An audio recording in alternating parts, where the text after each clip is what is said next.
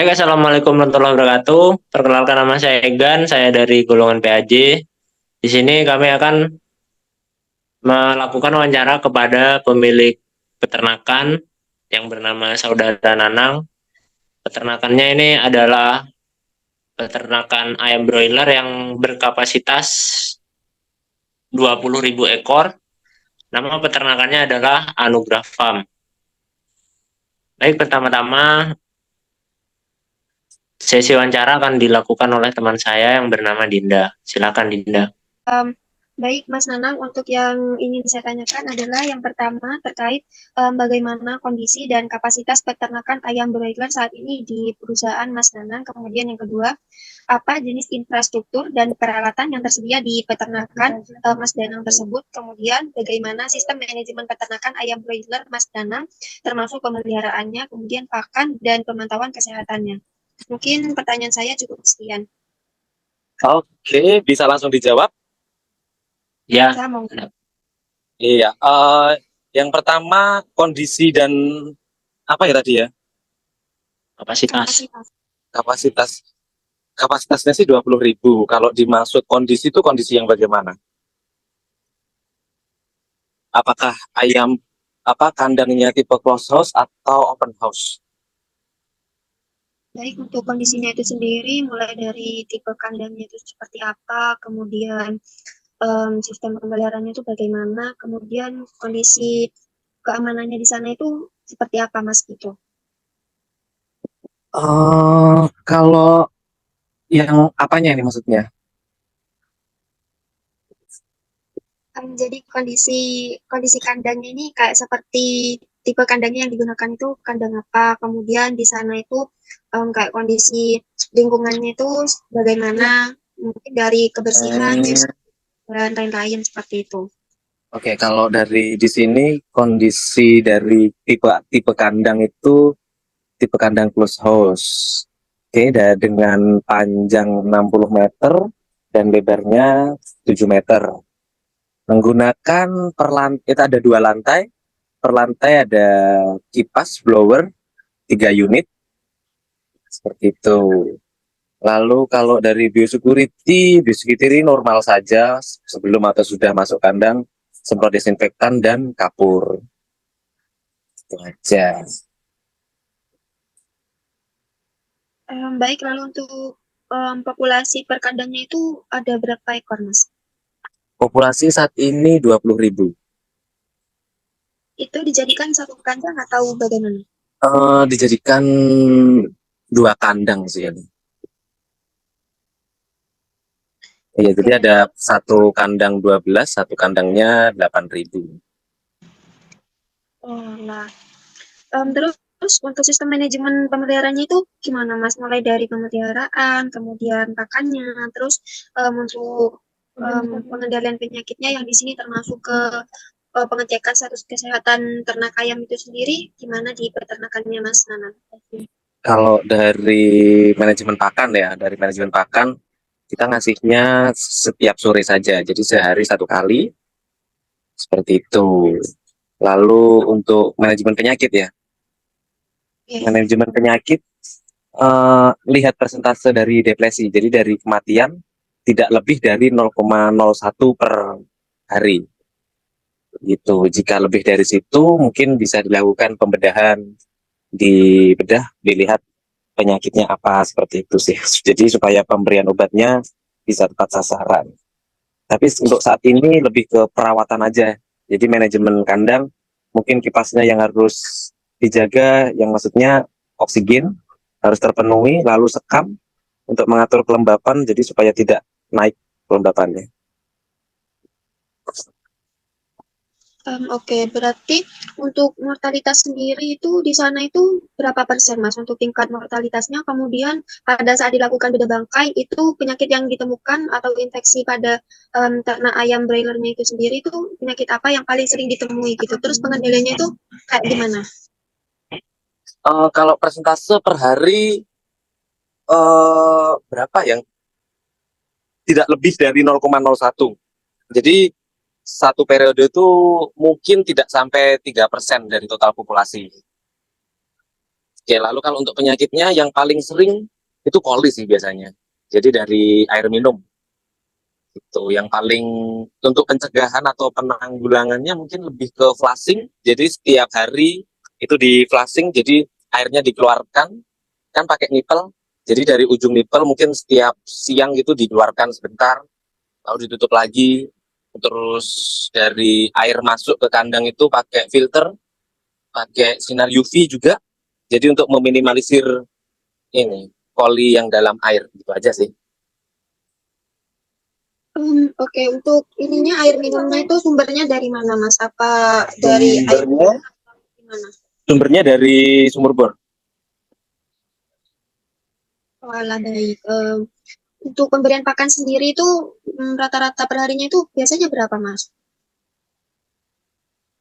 Rata-rata per hari pemberiannya atau bagaimana? Iya, Sehari satu pemberian kali sih kasih makan. rata-rata atau kebutuhan kebutuhan pakannya itu perharinya itu biasanya berapa? Nah, kalau itu menurut ini aja sesuai sesuai bobot ayam sesuai hari gitu. Jadi dari mungkin waktu datang 4 sak, nanti berikutnya jadi 6 sak, berikutnya lagi jadi 8 sak gitu. Jadi rata-rata pertambahannya itu bisa 2 sak per hari. Tergantung Hmm, bobot ayam sih, oke. Terus untuk pakan yang digunakan itu menggunakan formulasi sendiri atau pakan pabrikan? pakan pabrikan. Berarti ini pemeliharaannya dari DOC atau gimana, Mas? Kalau untuk Tidak DOC itu, komplit. kalau dari DOC itu apa ada kandang pembibitannya khusus gitu?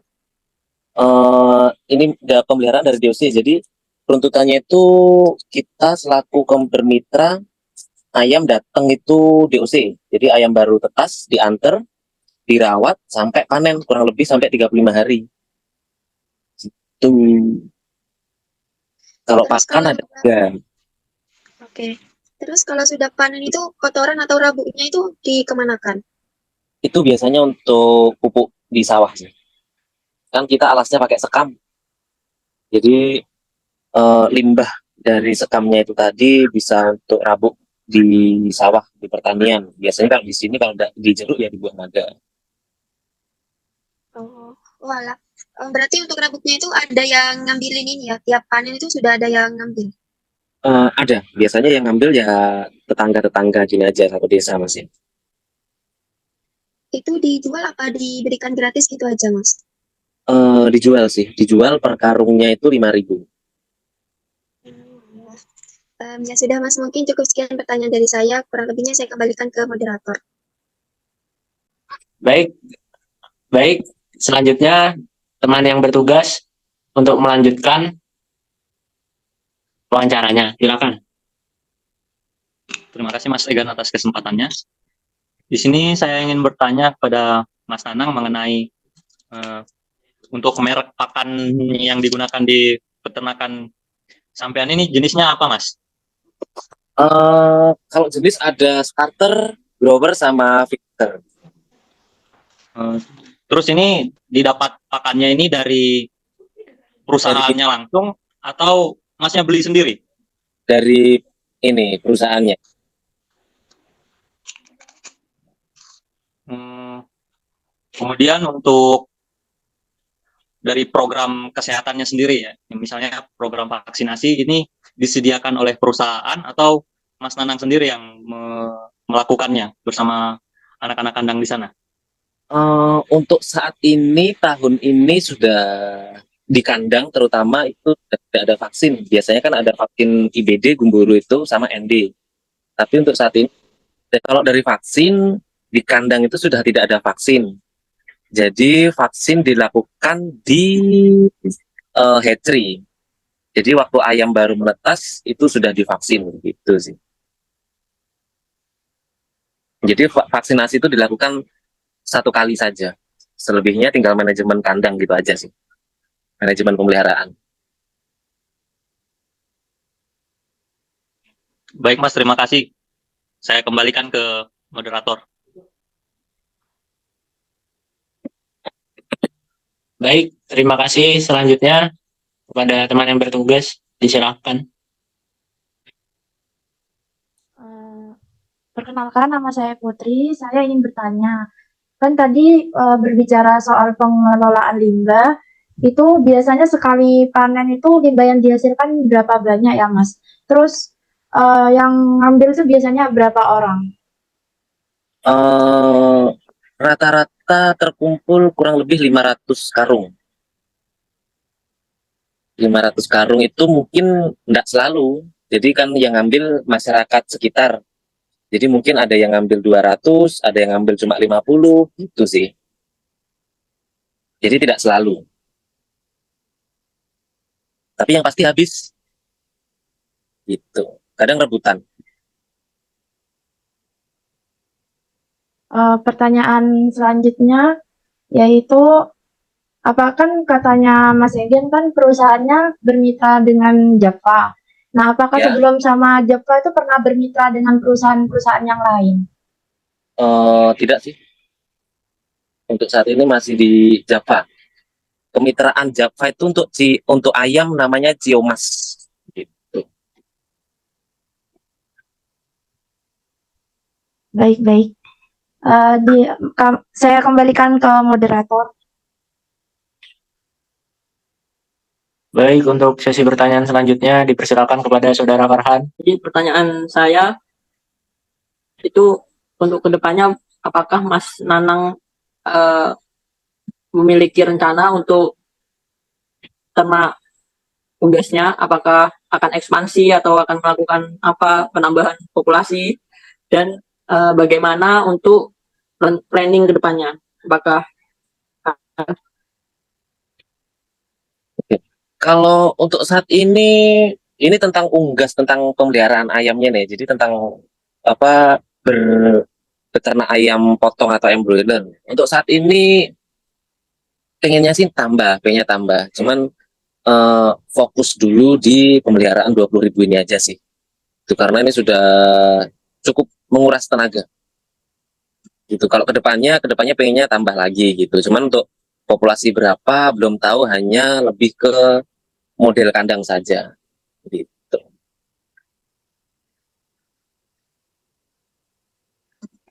baik? Terima kasih. Saya kembalikan kepada moderator.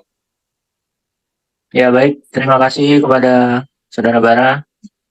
Pertanyaan selanjutnya,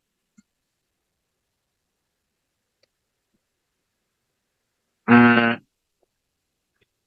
ini bagaimana sistem pembagian keuntungannya dalam peternakan yang sistemnya bermitra? Oke. Kalau itu ada kontrak. Jadi ada harga pakan, harga jual daging hidup per kilo berapa ribu rupiah, seperti itu. Kalau setiap periode kontraknya itu bisa berbeda-beda tergantung dari pasar. Kalau untuk sistem pembagiannya lebih ke total total dari DOC, terus pakan dan obat-obatan, itu nanti untuk mengurangi penjualan ayamnya gitu sih. Jadi tidak ada se 10%, 20% atau 50 seperti itu, tidak. Jadi lebih ke tergantung nanti pakan tergantung dari penjualan ayamnya, ayam hidup. Semakin besar bobot dan jumlah ayamnya, ya semakin besar keuntungannya gitu. Jadi terus kalau bermitra memang tidak pengaruh ke harga pasar. Jadi memang dibeli harga kontrak gitu. Ya, baik. Selanjutnya, apakah ada syarat tertentu yang harus dipenuhi untuk menjadi mitra dari Ciomas? Syaratnya yang pasti harus punya kandang dan peralatannya. Terlebihnya lingkungan yang kondusif, maksudnya kalau bisa minta surat izin lingkungan sekitar dan sudah sampai di desa gitu. Kalau memang sudah, bisa daftar ke kemitraannya seperti itu. Baik,